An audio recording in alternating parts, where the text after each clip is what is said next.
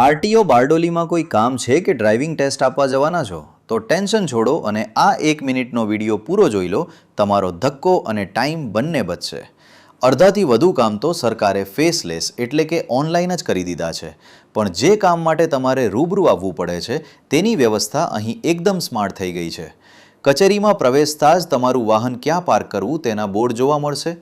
ઓફિસની અંદર ગયા પછી કયું કાઉન્ટર ક્યાં છે તે શોધવા માટે હવે કોઈને પૂછવાની જરૂર નથી.